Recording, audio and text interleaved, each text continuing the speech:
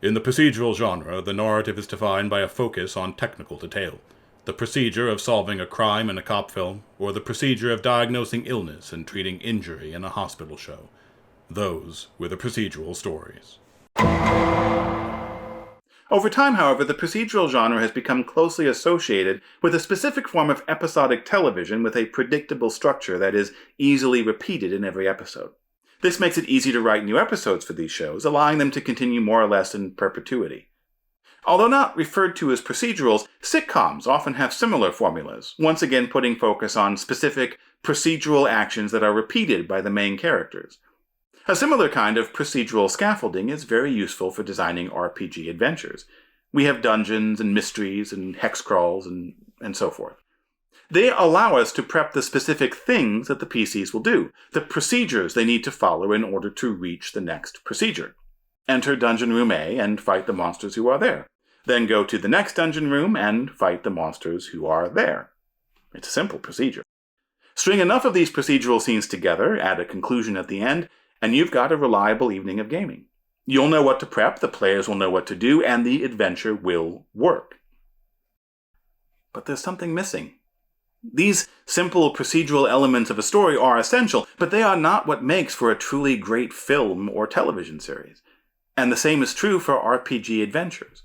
You can play through a flawless procedural adventure without a single hiccup, and it can still be forgettable. It will be fine, but it won't be the kind of session that your players think about and talk about years later. So how do we prep that?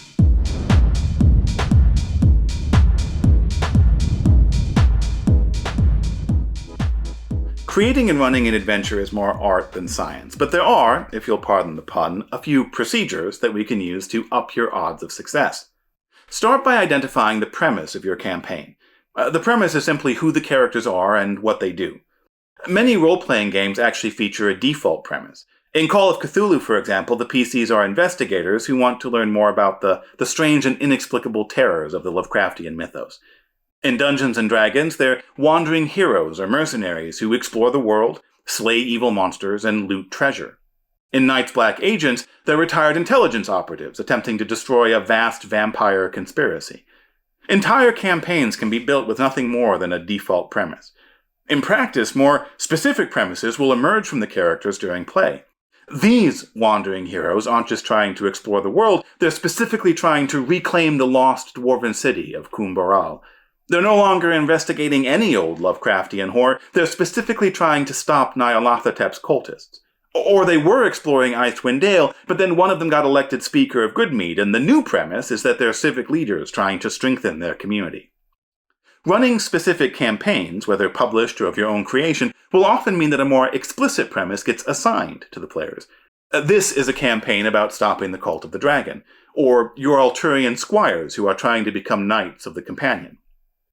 At the other extreme, some role-playing games like Over the Edge, Eclipse Phase, or Heavy Gear won't have a default premise at all.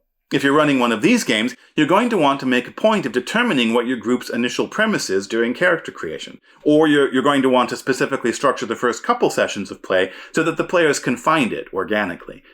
Which I guess to some extent means that your initial premise will be they're wastrels who are trying to figure out what to do with their lives.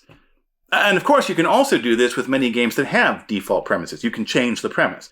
You can run a Call of Cthulhu campaign where the PCs are eldritch librarians collecting ancient tomes, or a D&D campaign where they run a tavern. Once you know your campaign's premise, you're ready to start prepping adventures. All you need to do is make sure that the premise of the adventure is directly connected to the campaign premise.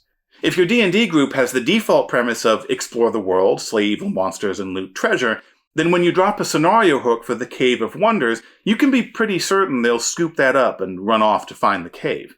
If they've committed to the premise of running a tavern in Waterdeep, on the other hand, you may be unpleasantly surprised when they just ignore it.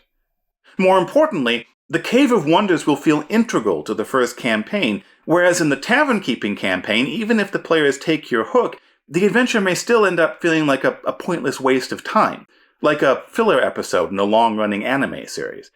This can be a real problem if you use published adventures, because those adventures will usually stick to the default generic premise of the game. And this can result in groups sticking with that default premise, even though it will turn their campaigns into unmotivated generic mush. What you want to do instead, of course, is figure out how to take the premise of the adventure and make it relevant to the campaign premise. If the scenario has been prepped as a situation instead of a plot, that's a lot easier to pull off. For plotted scenarios, unfortunately, you'll probably need to start by ripping the plot out. Of course, you'd want to do that anyway, but that's a topic for a different video. Either way, this can be a lot easier than it sounds.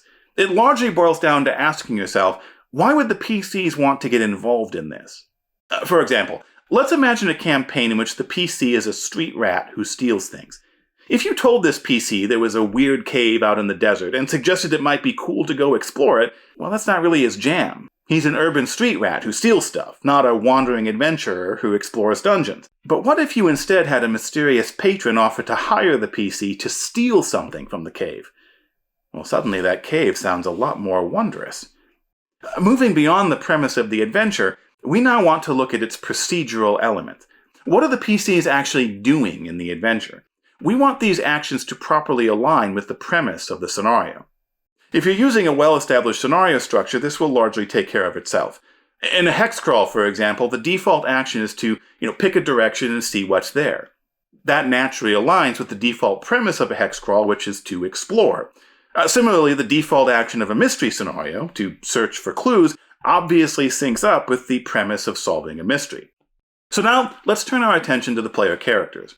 We've already touched on this a bit, but obviously as the players are creating their characters, they should be doing so with the campaign premise in mind.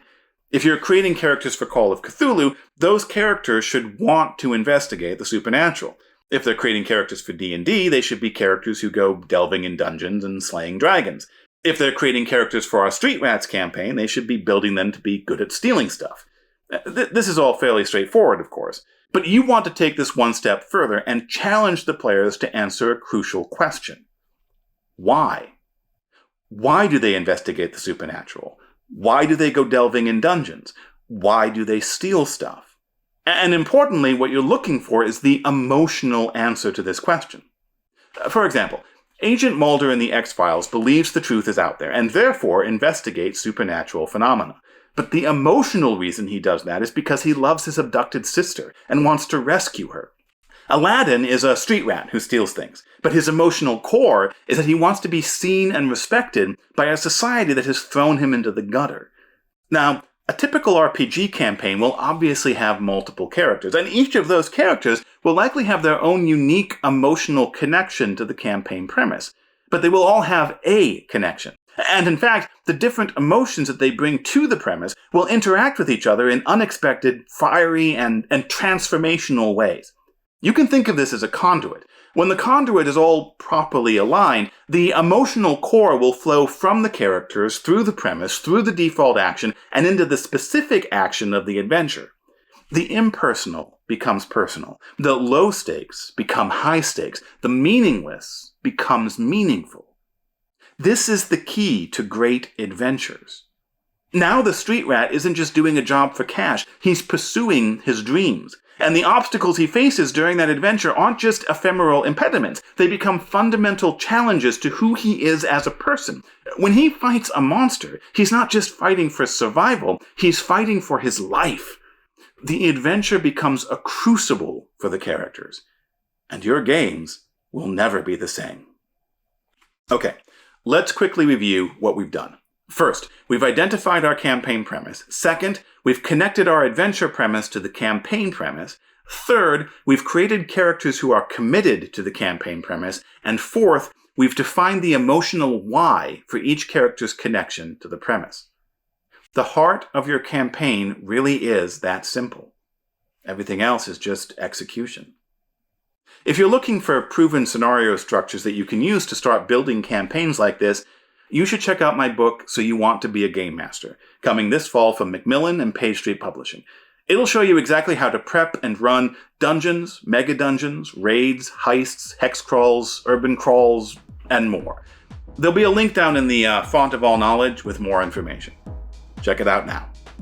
Good gaming. I'm Justin Alexander, and I'll see you at the table.